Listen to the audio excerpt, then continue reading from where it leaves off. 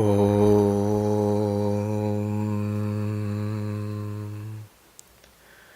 Asato ma sadgamaya Tamaso ma jyotirgamaya Mrityurma amritam gamaya. Om Shanti Shanti Shanti. Om, lead us from the unreal to the real. Lead us from darkness unto light. Lead us from death unto immortality. Om, peace, peace, peace.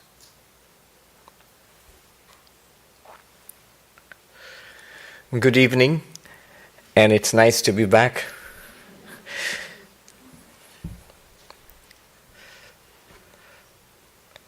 Today, there's a reason why I'm sitting here. Usually I stand up and speak. That's how I like speaking. But what I'm going to do today is this evening is going to be different. I'll speak about something that cannot be spoken about from a pulpit, from a lectern. It is not a sermon, it is not a philosophy lecture. I'm going to speak about the highest non-dual truth from the highest non-dual text available to us, the Ashtavakra Samhita. I've never done this earlier. I thought, let's try it. This is the book which Sri Ramakrishna taught only Swami Vivekananda. And Swami Vivekananda at first refused to read it. And Sri Ramakrishna would say, just read it for me, for my sake.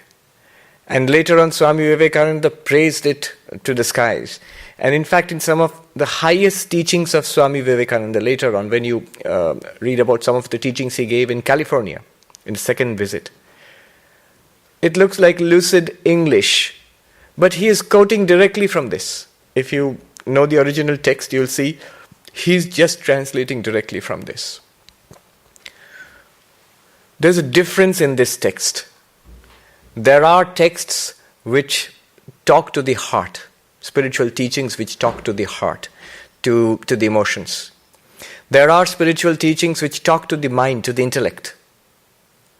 And there are these teachings which bypass both, which talk directly to the God within us. Here it's a call to the divine within us, our true nature, directly. You see, it doesn't have arguments. It doesn't have nicely reasoned march of logic coming to an inescapable conclusion which you find in many Vedantic teachings which are so exhilarating. But here it goes beyond that. It goes straight to the truth and tells you that the central truth that you are none other than God. Tat tvam asi, that thou art. Again and again and again. That's just one thing it tells you. It's not intellectual in that sense. Reading it is like meditating. Holy Mother said once to a devotee, if you cannot meditate on Sri Ramakrishna, it's enough to look at his picture. If you just sit there and look at his picture, it's enough. If you cannot have Nirvikalpa Samadhi, you can read this book. Read it for an hour or 2 hours. It's as good as the most intense meditation for hours and hours together. It's difficult. It's difficult because it's the most profound thing that has ever been put into words. I'm telling you, what I've read in the sacred literature of the East and the West, there's nothing that compares to this. It's like looking straight at the sun. So that is uncomfortable. All of the texts, the scriptures of different religions, including Vedanta, they're all like looking at the moon. The moon is also sunlight, but reflected. Cool and refreshing and inspiring and beautiful. Looking straight at the sun is uncomfortable. But we'll try to do that today. You look at a mirror, you see your face staring back at you. Look at this mirror, you'll see the face of God. You'll see the face of God. I remember when I went and spent some time in the Himalayas, every time I would go with only one book. I did study other books which came across my path at that time, but I went with only one book, this book. I have referred to it occasionally, at times, but I never taught or given a complete talk or a session based on this. So this is the first one. I'm rolling it out. They call it a beta test or something in an IT language. So we're going to do this. Now what you're going to do now is, listen, you must. Understand, good. But really what I would like all of us to do is to recognize, is to appreciate it, is to see that it is the truth. Just notice that it is the truth. Just recognize it within yourself in your life. Not something to be practiced. Oh no, this is far beyond that. Not even something to be realized, it's just something to be noticed. And there are books which are for practice, there are books which are for understanding, there are books for inspiration, books of philosophy and theology. There are books which are direct for direct realization. They tell you the truth straight away. So that's enough of an advertisement for the book. Yeah, that's powerful stuff. So I will speak to you, but the book speaks directly to the reality within us, not to the mind. If you give it to the mind will try to take it. If you listen to it, and automatically the reaction is to give it to the mind. If you give it to the mind, one of two things will happen. Either the mind will say, yes, I understand it. Or the mind will say, no, I don't get it. Both are equally useless. Both are equally useless. That's not what this book is meant for. So, this book speaks to something within you which is beyond the mind, which looks upon the mind, which is eternal, in which the mind appears and goes. So focus intently, but also relax. If you miss a few words here and there, if you want to dive deep within yourself, do that. That's what this session is for. Because all that will be said here is just one thing. Now, today I'll share here 4 verses. 4 verses from this book. Listen carefully and don't do anything else. No mobiles, no pictures, cameras, things like that. No. Just listen. 4 verses where the great sage Ashtavakra is having a dialogue with the Emperor Janaka. Both of them are enlightened souls. So we shall listen in on their dialogue. This chapter is called 4 Ways to Dissolution. Each verse ends with, thus dissolve into the infinite. Thus dissolve into the infinite. You don't have to actually dissolve into anything. You just have to recognize a truth, and that is dissolution into infinity. And there are 4 verses which will come, just 4 verses. Each one is an independent, direct indication pointing out to the reality within us. But there is a progression also. The first one, next one is deeper, the third one is even deeper, and the fourth one is a kind of consequence of all those 3. Let's see. So the great sage Ashtavakra is saying, we'll start with the first one now. At the end of this exercise, it's an exercise, it's not a lecture. At the end of this exercise, then I'll throw it open. You'll have questions, reactions, comments. All right.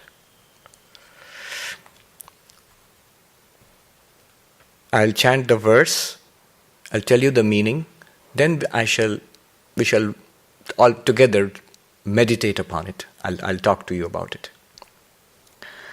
Ashtavakra vacha na te sangosti kenapi king shuddhastyaktum ichhasi sanghata vilayam kurvan evam eva layam vraja. What does it mean? You are never attached to anything in life. O pure one, what are you trying to give up? dissolving in this way the body-mind complex, or merging in this way the body-mind complex, dissolve into infinity. I'll repeat again. You are never ever attached to anything in this universe. O pure one, what are you trying to give up? Merging the body-mind complex in this way, thus dissolve into infinity. What does it mean? We are never attached to anything in this world. This is a typical style of Ashtavakra. He'll tell you the most astonishing, radical things. And yet if you meditate upon it, a great realization dawns upon us that he's just telling us the truth about ourselves. Think about it. Everything passes away. Look at the places you have lived in from your childhood till now.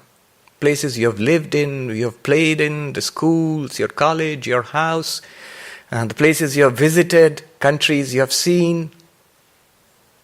How it has changed from place to place to place.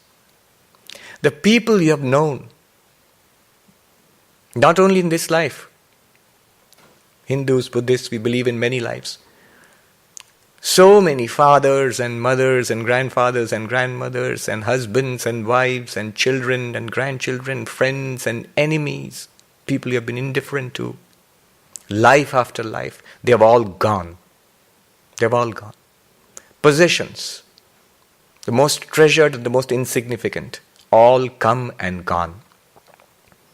Everything that is now here today, including this day, the setting sun is telling us just one thing: it will go. Vivekananda says, kings die and paupers die. The most learned die and the most ignorant die. The richest people die and the poorest die. The strongest die and the weakest die. Everyone dies. All of us, our bodies will die one day. We know that. But yet this is not what it is saying. This is the interesting thing about Ashtavakra. That's the surprising thing. Buddhism, Vedanta, in fact all of these spiritual philosophies, they continuously tell us that the world is impermanent. Everything is impermanent, everything changes, everything goes. We are being told again and again and again. True. But there is another side of the equation which Ashtavakra is pointing out. If everything has gone, is going away and will go away, what it means is that nothing sticks to you. You are not attached to anything. You are not attached to anything in this universe. You see, the impermanence of things means that one, you who are experiencing these things, you are not attached to anything. They come and go. You will say, that's not true, Swami. I've got so many attachments. I'm attached to my wealth, my house, my children, my enemies. What would I do without my enemies? How could I pass my time? My opinions, my political views, my career, I'm attached to so many things. My body, my health, my youth, I'm attached to so many things. No, you are not. Think of the greatest possible attachment this world can ever see. The attachment of a mother for her young baby, a new child. A mother with her young baby, the greatest possible attachment. The child occupies her thoughts and emotions all day long, and yet every night when she falls asleep, if she does, I'm given to understand it's not easy to fall asleep if you have a new child in the house. But when she finally does fall asleep, happily, peacefully, gratefully, she slips into the unknowingness of deep sleep, where the world, her most precious baby, her own body, everything is forgotten in deep sleep. And she goes into that state without hesitation. She doesn't think, oh, I'm leaving my baby behind, what will happen? No. I'm not saying that you should not be attached. Ashtavakra is telling us you are not attached. You are not attached to anything. It is the mind which develops attachments. I want this to stay. I want that person to stay. I want these circumstances, this wealth, this health, this place, this environment. I want this to continue. This is the mind thinking. Yet beyond the mind, the Atman, the witness, you, the being consciousness, you are not attached to anything. Not even to the mind itself. The mind itself disappears in deep sleep. You're not attached to anything. William Blake, he who grasps a pleasure doth kill the winged life. He who grasps to himself, I think he said a pleasure or something, or the moment, doth kill the winged life. But he who kisses the passing moment as it flies lives forever in eternity's sunshine. When you kiss the moment as it flies and let it go, you live forever in eternity's sunshine. How beautiful, William Blake. You see, the moment you grasp something, we think we are holding on to something, some person, some possession, some idea. The moment I grasp, you know what is happening? I'm also caught. As I'm holding on to this, if you now start dragging the lectern, I'll be dragged along with it because I'm caught now. Sri Ramakrishna's story about the classic case of addiction. There's a man who was standing by the riverside and there was a flood, and something which looked like an expensive rug was being swept away in the flood waters, and this man jumped into the river and swam hard to grasp the rug, and when he came near it, he found it was a bear being swept along. And the bear, of course, gives you a bear hug, and caught hold of him. And the people who were standing on the side, the riverbank, they saw this man being swept away. He said, let go of the rug. In Hindi, kambal ko chhod do. Let go of the rug. You'll be swept away. And the man shouted back, I have let go of the rug. The rug doesn't let go of me. That's attachment. That's addiction. But what Ashtavakra tells you is, that's also at the level of the mind. Really, you are not attached to anything. In Sanskrit, it is called asanga, asangatvam. Reflect upon it. What has stuck to you in life? Nothing. You say, bad habits, Swami? Bad habits were not there earlier. You developed it. Even today, when you go into deep sleep, not there. It's only when you wake up, the mind comes up. The habits are in the mind and the body. When you become aware of them, then you're aware of them again. Even there also you're not stuck to it. You, the witness of the mind, is not stuck to anything in the body and mind. Consider this. That which we consider ourselves to be, this body and this mind, body-mind complex. Is this part of you or not? You think this is who I am. Yet consider this. Two things. If you can see them separately, they are not part of each other. They are separate. For example, a person, if you want to know whether he has got dentures or are they original teeth, the only way you can know is if you one day go suddenly to the house and see that person giving you a very toothless, beautiful, grandfatherly smile, and the teeth are sitting in the solution separately, then you know they're two separate beings, that person and the dentures. So to know whether something is separate, the two things are two independent, different entities, you need to see one without the other. Isn't that true? You need to see them separately. When the person is there wearing the dentures, you cannot know whether they're dentures or real teeth. You need to see them separately. Now, this body and this mind, is it you? Is it even a part of you? We would say that, yeah, that's who I am. And so all the problems of body and mind are my problems. And yet, every day when we fall asleep, when we dream, we completely forget this body and we forget the waking world. That I am safe and sound in my bed and this is my waking world, my whole biodata. All that is gone and the dream world comes before us. You might say, oh Swami, we're just dreaming. But what Vedanta points out is, look at your experience in the dream. You are there in the dream. It may be a dream, it may be false, but you are experiencing it. And your experience of a self, a conscious self, continues without any reference to the waking body, which is dreaming, which is sleeping in bed.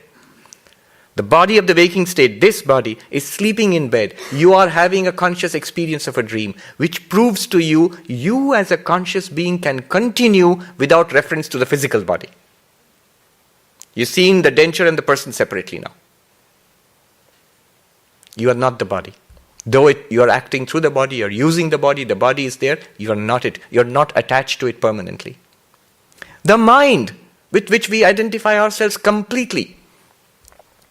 As we go into deep sleep, the mind shuts down, no dreams.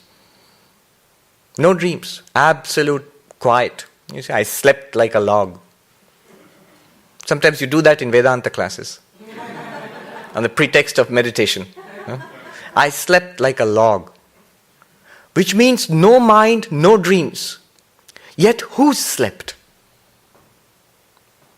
Vedanta says, you are still there because the mind is not there. There are no experiences. You require the mind and the senses and the body for experiences, or at least the mind for experiences. No mind is shut down, hence you do not have conscious experiences. Consciousness without experience. Consciousness without object. A blankness, a darkness. But yet it means you were there. If you are not there, then who slept? How can you say that I slept soundly? What was it that slept soundly? What was it that experienced sound sleep? You are that which experiences the presence of the mind. You are that which experiences the absence of the mind in deep sleep. This is what yogis do. We fall asleep. They fall asleep consciously. They strip away the external world by quietening the senses. They quieten the body down to lose awareness of the body. They quieten the mind down, isolating the consciousness which is behind the mind. Patanjali Yoga Sutra, Tada Drashtu Swarupe Avasthanam, the third sutra, where the witness, the infinite consciousness which is the witness, remains in its own nature, in samadhi. Proving then, you are not even the mind. Even the mind is not attached to you. You're not attached to the mind either. You are not attached to this body. You are not attached to the mind. The body is there. You experience the changing body. The birth and the babyhood and the childhood and the teenage and the growth, youth, middle-aged, disease, decay, old age, death. All of this the body will undergo, not attached to you. Says, O pure one, what are you trying to give up? Very interesting. That one which is the witness of body and mind is pure. All impurity is in the world, in the body, in the mind. Not in that which is the witness of the mind. You are that which is the witness of the mind. You are forever pure. What are you trying to give up? Meaning thereby, you see, all our efforts to improve ourselves, to make ourselves more spiritual through prayer, through meditation, through good deeds. Either we are adding something to ourselves. I need some virtues. I want to be selfless. I need to be more integrated. I need to be more loving or kind, unselfish. I'm adding virtues to make myself better. Or I'm getting rid of things which I think are very bad for me, non-spiritual. I am very restless. I give up the restlessness, quieten the mind and body down. Thereby thinking I'm improving myself. Here it's telling you, you are absolutely pure and perfect, that vast perfectness which you already are. You need not add anything to that, because something that is perfectly pure, if you add anything to it, no matter how good, you're making it impure. Something that is perfectly pure, there's nothing impure to give up there also. What are you going to add? What are you going to give up? Ashtavakra has the danger of being misunderstood. It does not mean you're going to give up your spiritual practices. Practices to make your life better will continue. Practices to make your life better will continue. Ramakrishna asked his master Totapuri, you are an enlightened soul, you are enlightened. Why do you meditate so much every day? And Totapuri said, he was a wandering monk and he was completely naked, but he had this pot, water pot. And he said that, look at this water pot, brass.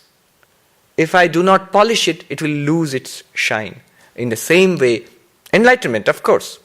But the mind has to be immersed in the reality which the self is. I am Brahman. It has to be immersed in that every day so that it retains the light of enlightenment. It retains the shine of enlightenment.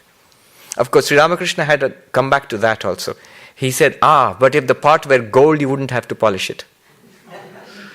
I think thereby he was distinguishing between an avatar and an ordinary Jivan Mukta. What are you trying to add to yourself? You need not add anything to yourself, the Atman. You need not get rid of anything.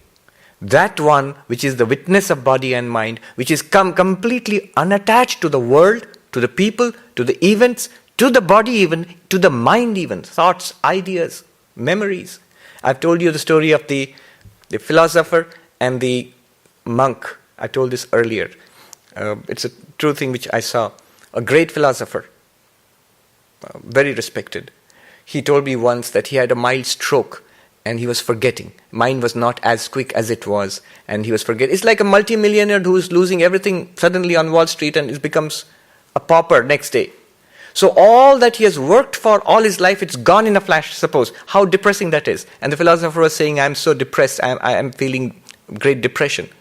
I'm feeling miserable, sorry. And it's understandable. It's understandable.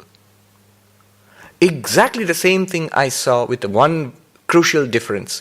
A monk whom I revered very much, he has passed away. His name is Ram Maharaj Swami Mokshadanandaji. He was our Acharya at the training center briefly, very briefly. At that time also he was very old and he was very unwell. He used to have oxygen given to him 8-9 hours a day.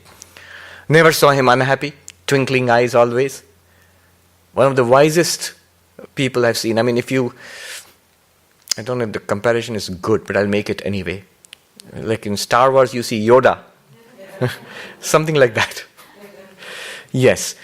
He even spoke like that a little bit.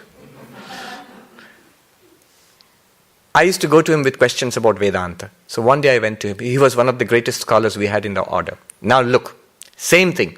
I went to him one day towards the end of his life with a question and he thought and he thought and he thought and he could not remember the answer. A philosophical question. And he said, now I cannot remember, it's all going away. Exactly what the philosopher said. This monk is saying exactly what the philosopher said. But the next part is the crucial difference. I cannot remember now, it's all going away. And then with a broad smile and the same twinkle in his eyes, he said, let it go, its task is done. He has found something within himself which is independent of mind and body. It's there right now within us. We are that. Thus dissolving the body and mind, thus merging the body and mind, dissolve yourself into infinity. Dissolving or merging the body and mind does not mean committing suicide.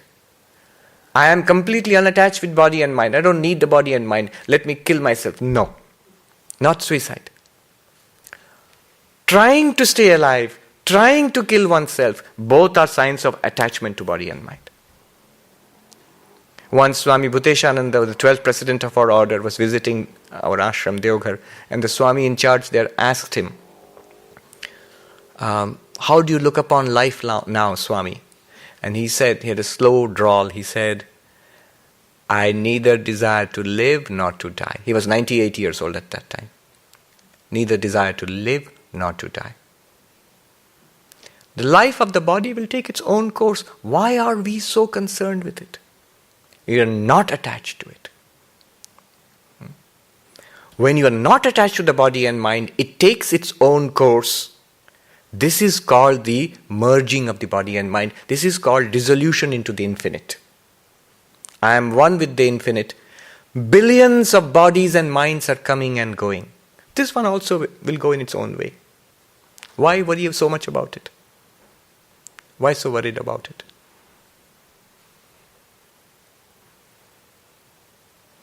This verse in one Sanskrit word, asangatvam. Asanga means detached, detachment, non-attachment. This verse, what we read just now, it can be summed up in one Sanskrit word, asangatvam. Asangatvam means non-attachment. Remember, Non-attachment is taught as a practice, that you should not be attached to anything. Here Ashtavakra is not teaching you a practice, it's telling you a fact about yourself. Your highest nature is non-attached. All phenomena arise in your consciousness, are experienced in your consciousness, disappear into your consciousness. The consciousness is not attached to any of it.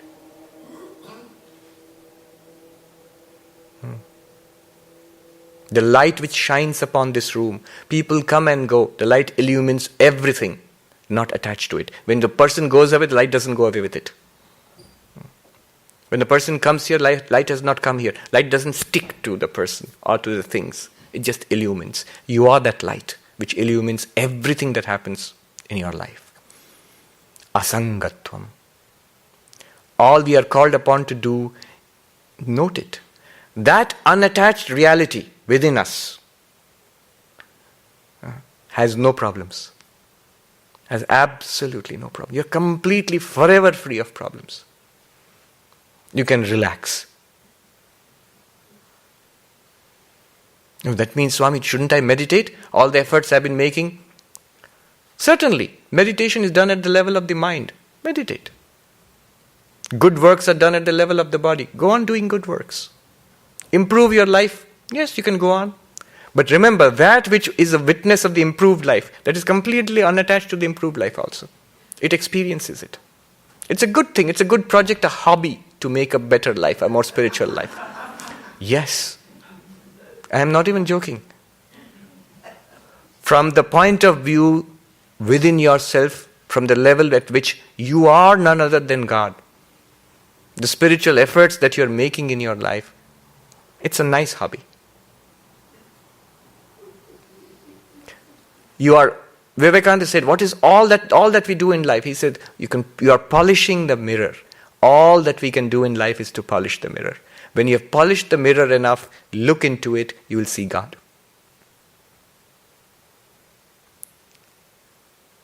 Even the mirror you are not attached to.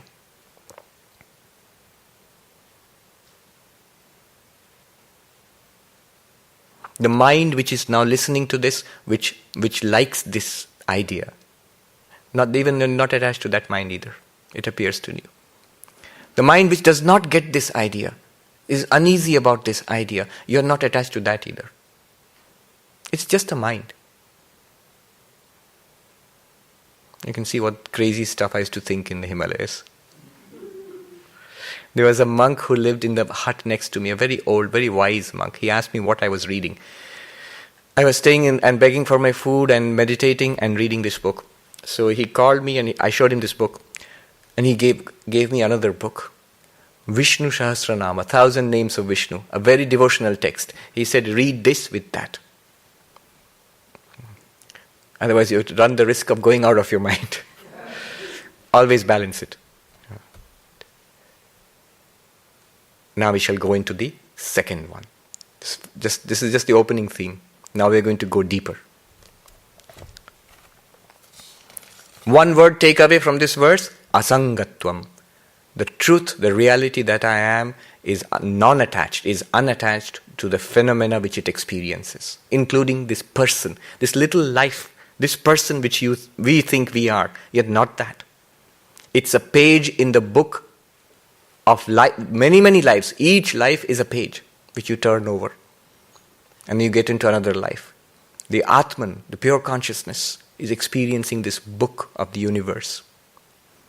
You're not attached to them. That particular page is not you. It's something that you have read, you experienced. Let's go deeper. The second verse. Udeti bhavato vishvam varidheriva budbudaha eti gyatvaikamatmanam evam eva layam vraja. Alright, the second one goes deeper. The entire universe arises in you like bubbles in an ocean.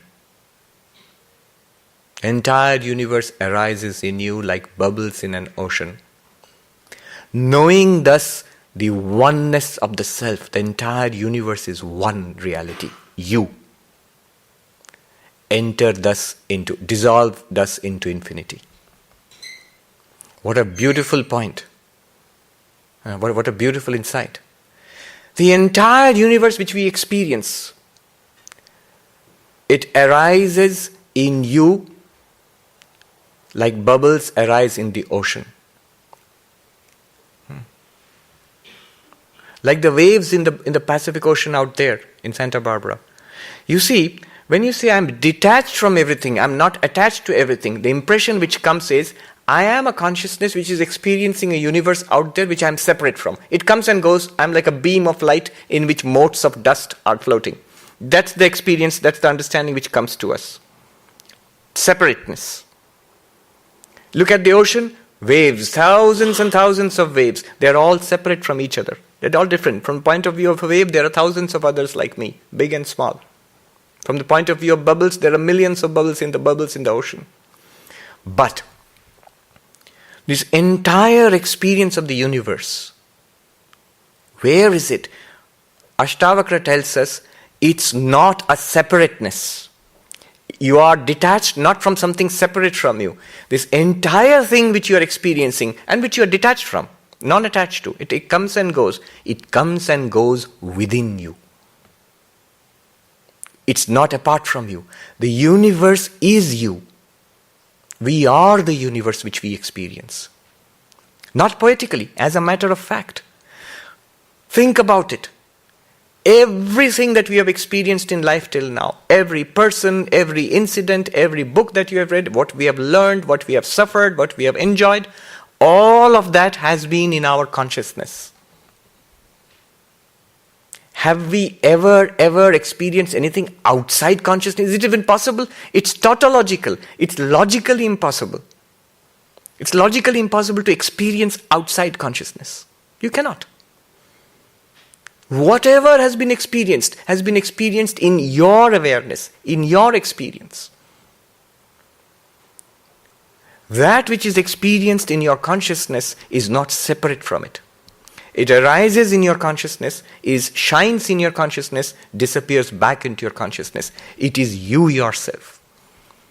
The universe arises in you like bubbles in an ocean. Udeti bhavato vishvam.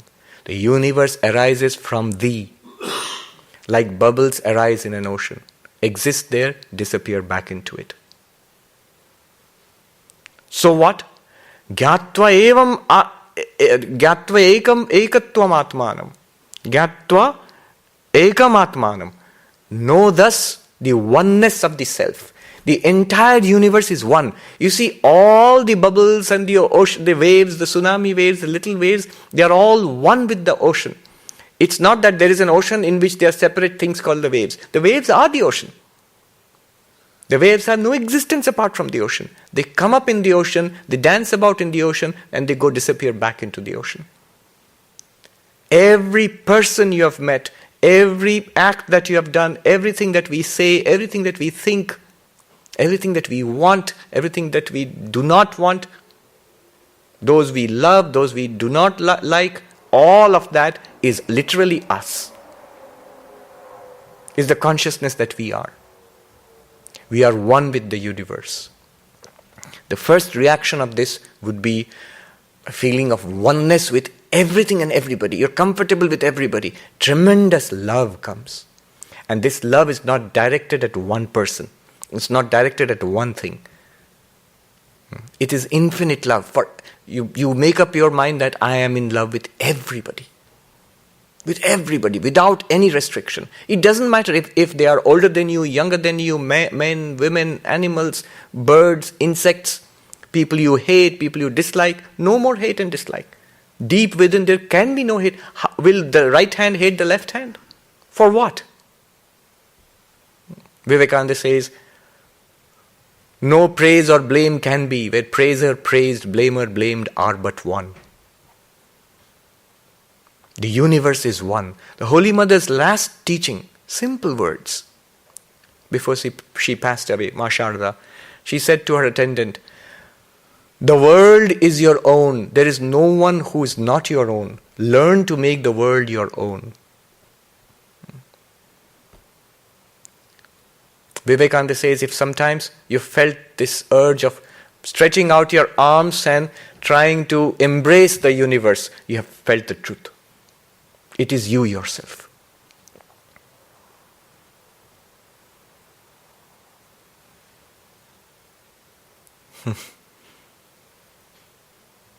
Not one atom in this universe, not one insect, not one life here is different from us. It's we ourselves, our one life, one consciousness. In this, it's a joy. It's the enormous creativity of that consciousness which comes up in all these ways. You are tasting yourself. Ashtavakra elsewhere he says, Mai ananta mahambodo ashcharyam jiva vichaya udyanti gnanti khelanti pravishanti swabhavata. I am an infinite ocean of consciousness. In me, all these beings, including this one, they come up like little waves. Udyanti, they come up. Khelanti, they play with each other. Gnanti, they fight with each other. Pravishanti swabhavata, they merge back into me again. Ashcharyam jiva vichaya, the most strange beings, the most wonderful things are these creatures which come up. Ashcharyam jiva vichaya. I remember the Swami, one Swami in the Himalayas who taught us this. I would sit at his feet and listen. This particular verse, when he's saying, in a very childlike way he would say it. Udyanti, they come up, khelanti, they play with each other, the waves are playing with each other. In me, the ocean. He says, I love you, I love you. Gnanti, I'll fight with you, I'll divorce you. Pravishanti, and he says, they disappear back into me. We are one with everybody. The consequence of this, Vivekananda says that eternal love and service free. Eternal love and service free. I was reading body language, there's some signs, and he says people who do this, speaking, they have this inclusiveness, this body language which shows inclusiveness. And they pointed to an example, they showed videos. They showed the Mac person who does this almost all the time, continuously, unself-consciously, is the Dalai Lama. He's trying to embrace everybody. He feels a natural oneness with everybody. These realized saints are like mirrors. They reflect us back onto ourselves. They're completely empty themselves. They include the entire universe within themselves. There is no individualized self there. That's who you are. That's who I am. That's all that's what truly we are. Notice it. Wherever have you ever experienced anything in the universe outside your own awareness? Nowhere.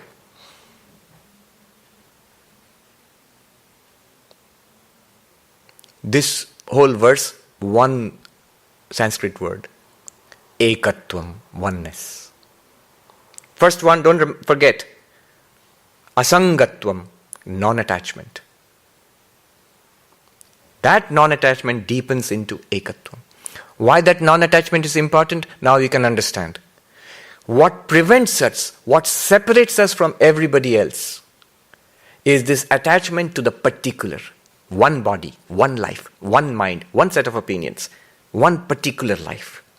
When you clearly see, you don't even have to detach yourself. You clearly see that this appears in one consciousness. It is, I'm not attached to it. It comes and goes. I experience it.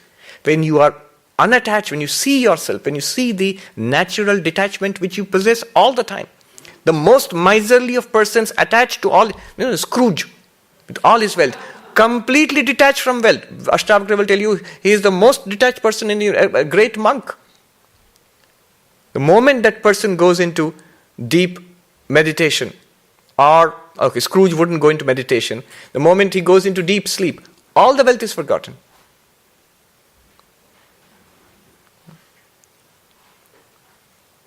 So, we're completely unattached from the particular. Then only we can recognize we are one with the universal. So that next step is oneness, ekatvam. You're one with the universe. That pure consciousness unattached to the particularities of the life, the phenomena which come in our particular life, unattached to that, experiencing it, is one with the universal consciousness. You are Brahman, in which the universe shines.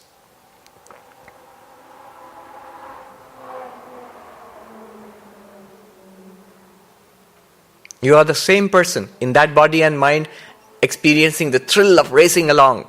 Yeah? And that person is the same person sitting here, listening to Vedanta and trying to meditate and understand what is being pointed out here. One consciousness. Only bodies and minds are different. One wave is breaking into surf there, other wave is rolling along in another part of the ocean.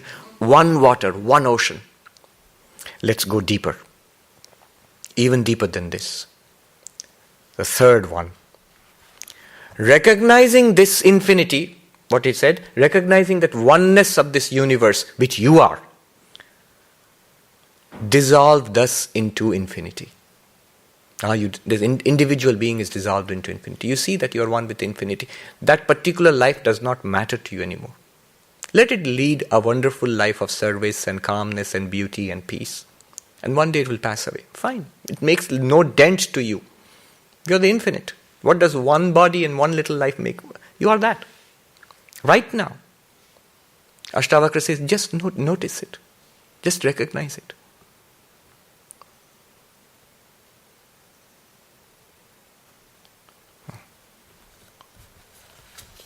Third one.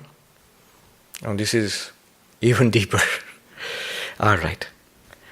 Pratyaksham apyavastutvad vishvam nastyamale tvayi rajju sarpa iva vyaktam evam eva layam vraja. What did he say earlier? You are detached from the entire universe, first. Second, the entire universe is in you. Third, the entire universe is not in you. Now he's saying, Pratyakshamapi, even though it is experienced, you see it, you hear it, you smell it, you touch it, taste it, you think about it, you understand it, you struggle with it. Pratyaksham, it is experienced all the time. Yet, because it is, he says, avastu, because it is inherently empty. We'll come to that. It is, in Sanskrit, what is called mithya, false, an appearance. Because of that, there is no universe within you. Amale tvai, in you the stainless, the pure, in which there is no blemish, in the blemishless the entity, the reality which is you, that no universe exists in you. It appears in you. Look, they're not denying it. They're not denying you actually see the universe, you experience the body, you have a life, you experience it, not denying it. They're just saying it's not real. It's an appearance. Then, Rajju Sarpa Iva Vyaktam. It appears like that famous snake in the rope. It appears like a serpent in a rope. The rope is mistaken for a serpent. You, the infinite existence, consciousness, bliss, you are mistaking your real nature for this world. This world is none other than Brahman. This world is none other than you. You do not know that. You know it to be a universe and people and a life of suffering and strife, ambition and success and failure, the little stories of each of our little personal lives. That's what we know it as. Pratyaksham api avastutvad. Though we see it, it's not real. That Swami under whom I used to study this, I have told this story earlier again. I think I'll repeat it, but it's pertinent here at this point. He was in Gangotri. The Ganges is flowing past the Ganga, narrow and fast, and 10,000 feet in the Himalayas. And this television crew comes to take a picture, to take a video of the Ganga. And because the Swami had not seen television, they said, "We'll show you TV."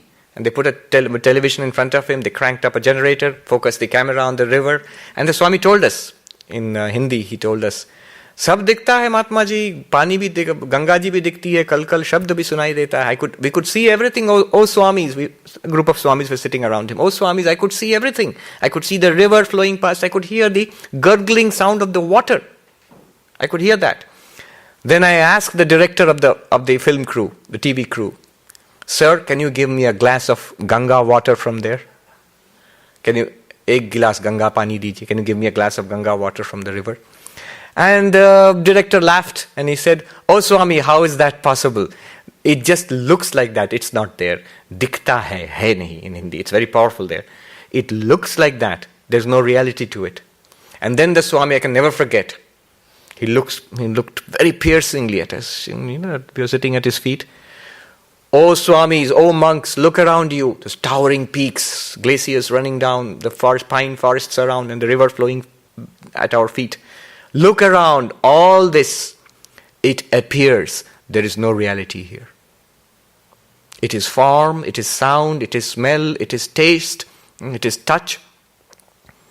Instead of seeing a 2-dimensional movie, a 3-dimensional movie, we have this 5-dimensional movie playing before consciousness. There is no reality there. There is no substance. Nothing that will slake your thirst." There's a Tagore song.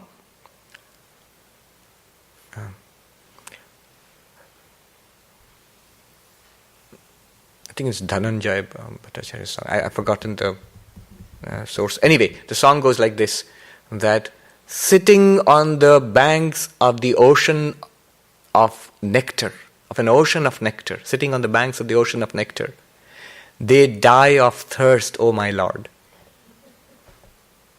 They do not turn around and see.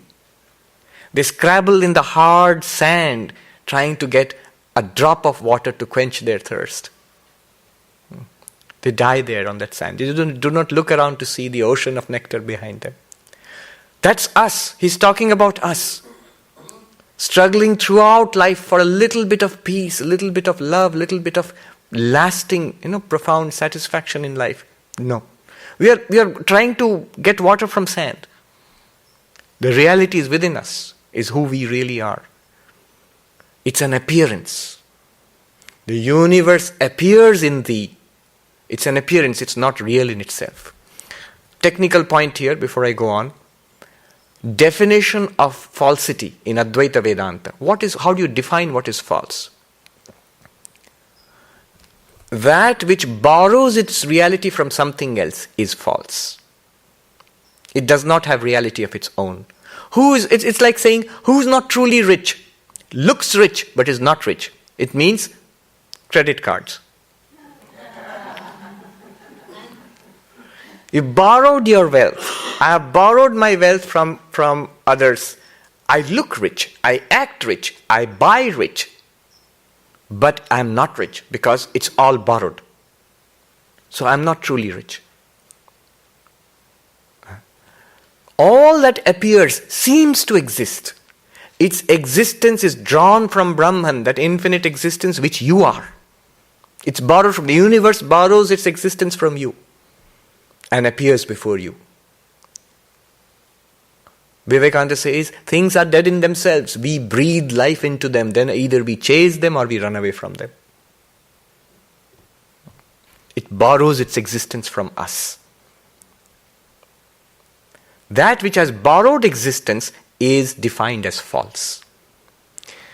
False is not non-existent. There's a difference between existent, false, non-existent. It's like this. It's a difference between telling the truth, telling a lie, and keeping silent.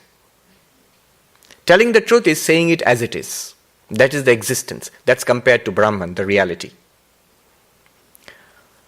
On the other hand, is not saying anything, keeping silent. That is non-existence, nothingness. But the false is neither of these. When somebody tells a lie, that person is actually speaking, is saying something, not keeping silent. Is saying something, but telling an untruth, telling it as not as it is. Similarly, that which is false, the universe of appearance, is not non-existent. It is not truly existent like Brahman. It's a mixture of the two. It borrows its existence from Brahman and then plays out before us. So here is the point I want to make. A little bit of logic, borrowed from a philosopher who lived 2000 years ago, Nagarjuna, the great philosopher of Shunyavada, the school of void, Buddhist void. The logic goes like this. Hold on to the idea that the false, the appearance, the mithya, literally Sanskrit word mithya means false, is borrowed existence. Right? That which borrows existence is not either existent nor non-existent. That is the false. That which we cannot say it really exists. Brahman only really exists. That we cannot say it does not exist because it appears to us. How can you say it does not exist? It's not the truth, it's not silence, it's in between. You hear it, but it's not true. You see it, it does not exist. So that which you cannot say that it truly is, that which you cannot say that it is not, that mixture that neither exists nor can you say it does not exist, that is the false. Hold on to that. Now the logic goes like this. When you say borrowed existence, in normal circumstances, borrowing something is very simple. I mean, who borrows? The person who does not have it. Follow this logic, it's very interesting. The person who does not have something will borrow. So who borrows money? A poor person borrows money. Who is a poor person who does not have money? Borrows money. So the poor person does not have money, borrows money. It's simple. But when it comes to existence, the thing becomes very interesting. The question is asked, what sort of entity can borrow existence? What sort of entity can borrow existence? The truly existent need not borrow existence because it exists. Brahman, God, the ultimate reality, need not borrow existence because it exists. And that which does not exist, non-existent, cannot borrow reality because it doesn't exist. How can it borrow reality? A non-existent man cannot borrow money. Similarly, a non-existent entity cannot borrow existence because it doesn't exist. How will it borrow anything at all? It cannot do anything. So that which borrows existence cannot be ultimately truly existent, it cannot be non-existent. It can only be neither truly existent nor non-existent, in between. That is the definition of the false. It is only the false which borrows existence. Borrowing existence is called falsity. If that sounds very abstract, look at the snake which appears. The rope is mistaken as the snake. That snake, its existence, the momentary existence which you feel, there is a snake there, it borrows that momentary existence from the rope, which is its reality. The world of appearance borrows existence from you, the ground of appearance. Meister Eckhart, the great mystic, Christian mystic, Catholic mystic, he called God the ground of the universe. God is the ground of the universe, upon which the universe subsists and upon which it appears, but in which it really is not, Ashtavakra is saying. And that ground of the universe, you are. Not individually, that one reality, you are. That's your reality. Third one. What in one Sanskrit word, what shall we call it? Mithyatvam, falsity of the world experience. The world is an appearance. In what? In you, the reality. The fourth verse, the last one this evening, is a consequence of these three. Remember these three. Non-attachment, asangatvam. Ekatvam, oneness of the universe, you. Mithyatvam, the non-reality, the unreality of the falsity of the universe which appears in you. First stage, you're completely detached from the entire universe of experience. First stage.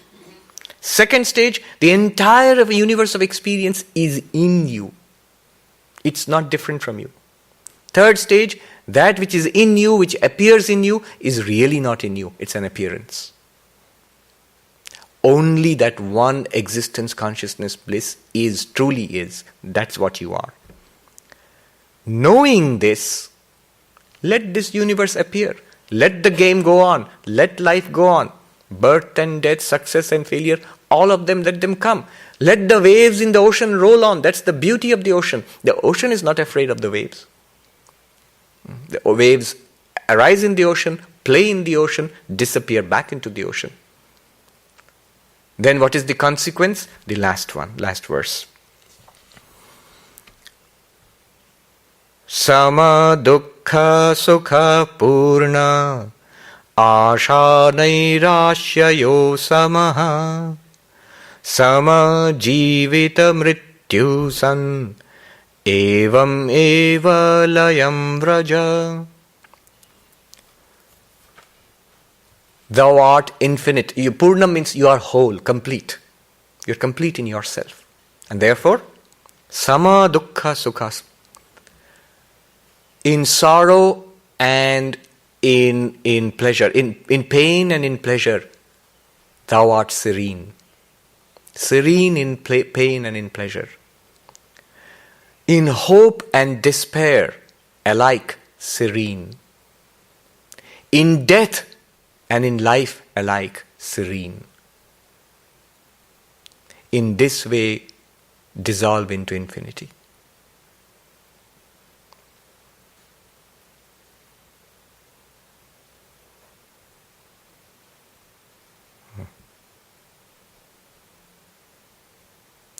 The consequence of this will be this tremendous serenity that comes off. You see, serenity is not a quality of the mind. It's the very nature of the self. When you become aware of that, the mind will become serene. The mind, you see, dukkha. If pain comes, mind will experience pain. But in the background of that will be an unchanging serenity. When Turiyananda asks Ramakrishna, when Ramakrishna was suffering from cancer, "How are you today, sir?" Throat cancer, a nasty form of cancer. "How are you today, sir?" And Sri Ramakrishna says, "The cancer is there, the pain is there, I cannot eat anything, it hurts."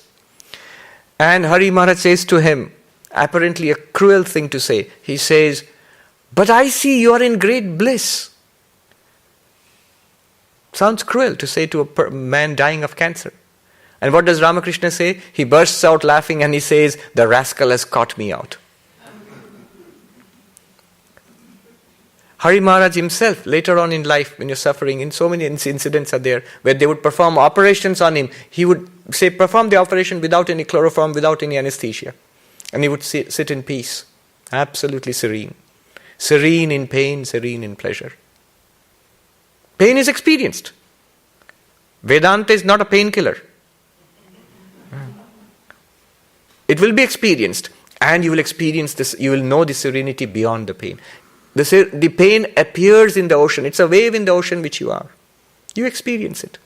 It's nothing to you. At one point when he was suffering a lot, in his old age, Hari Maharaj, Swami Turiyananda, was asked by a young monk, "Are you suffering very much, Swami?" And the Swami said, "It's the suffering of the body. Inside," he says, in Bengali, by the grace of Thakur, by the grace of Sri Ramakrishna, he says, the inside is a mass of ice. I'm absolutely cool inside. That serenity cannot be disturbed. You cannot, even if you try, you cannot disturb it. It's always available to you. Serene in pain, serene in pleasure. Serene in hope, serene in despair. Mind will register hope and despair as life goes on, ups and downs of life. But all the time the background serenity will be there. It's available to you. The moment you see that, absolutely calm. Serene in hope and serene in despair. Serene in life, serene in death, alike. Contemplate death. Death of the body. There is no death for you. Once we get an insight into this, the first thing which will become clear is we are immortal.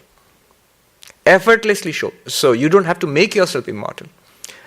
Yourself you need not make immortal. The body you cannot make immortal. Body will get old, degenerate, die, go back to nature, ashes to ashes, dust to dust. That infinite ocean of awareness and bliss in which the body appeared, that will continue exactly as it has always. And that's what you are. Serene in life, serene in death. In this way, dissolve into infinity. When? Not at death, right now. Dissolve into infinity. This individuality is dissolved into the infinite. And from the infinite now you live the life. This life is lived in infinity.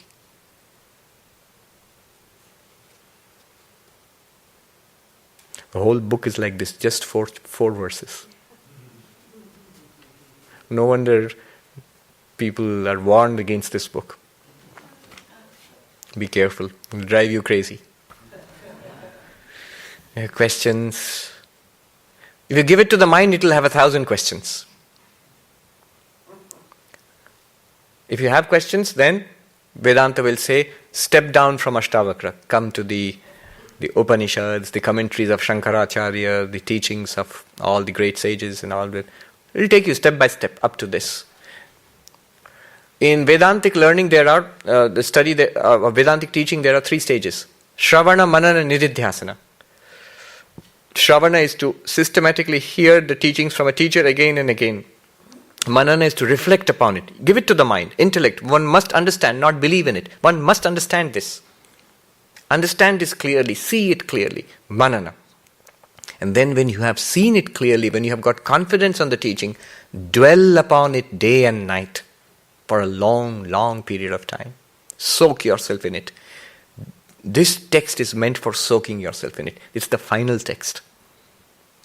When you have studied it, when you know it, when you are more or less convinced about it, it just hammers it in again and again and again into you. Questions? Reactions? Yes? Sorry, I came late. What is the name of the book? That question Janaraj asked Ashtavakra. Yes. So what is the book? It is the book. Ashtavakra. Oh, okay. Ashtavakra Samhita. And the chapter is dissolve into infinity. 4 ways of dissolving yourself into infinity. What is the first way? The first way, or the first step, I would say, is non-attachment. Non-attachment not as a practice. You see, this non-attachment is perfectly compatible with the greatest attachment, with the most miserable kind of attachment also. It's perfectly compatible. It just tells you the real self which you are at this moment is completely non-attached. It is pure. There is nothing you can add to it by any kind of spiritual practice, moral practice, which will make it better. There is nothing that you need to get rid of to make it better. It's absolutely pure as it is. Dangerous teaching. The first reaction is to stop spiritual practices. Then you're going to get into serious trouble. Spiritual practices affect the mind. Just as physical yoga will affect the body, meditation and prayer cleanses the heart. Meditation quietens the mind. You see, if you want happiness, fall in love. Fall in love with God. Love of God is the highest happiness. In this country especially, there's a culture of seeking happiness in a perfect romantic relationship. Doomed to failure in human relationships. But it's not false. The prototype is the relationship between the soul and the oversoul, between you and God. Fall in love with God. C.S. Lewis, Mere Christianity, he defines religion as falling in love with God. Fall in love with God, bhakti, it will give you happiness. You want peace of mind? Meditate. Meditation, there are techniques of meditation which will give you deep peace of mind. You want the truth? Swami, what translation do you prefer? Oh, Nitya Swarupananda. But there is another one which is, I love it so much. Byram, he's a professor of English in Oxford. Yes. That book is a poetic rendition. See, the problem is when a scholar of Sanskrit renders it into English, it's literal, it's precise, but it loses the power somehow in English. If you want to read it in English, A.S. Byram, what is it, Heart of Awareness? Heart of Awareness. I think it's available in the, it was a few months ago. I bought the last one which was available, but I think it'll be, you can buy. Just read it. It's beautiful. It's beautifully done. He was a professor of English in Oxford, trained in Oxford, and he taught in America also. I don't know if he's still alive. No, He died. very young. He died young. Oh. Yeah. It's fantastic. It shows a mind which is illumined. To some extent, at least, this person knows the truth. And you should read it here, in the early mornings or afternoons, in the silence in Santa Barbara, sitting out there. looking at the ocean, the setting sun or the rising sun, and the greenery all around. Read that. Each verse, almost every verse, most of the time I've seen the translation, there is an improvement on the translation here. It can throw you into deep meditation. Just the words, that you are the Atman, perfect, alone, serene. Just that. Sit with that. You're not trying to be perfect, trying to be alone, or trying to be serene. You are that already. You cannot change it also. You just have to recognize it.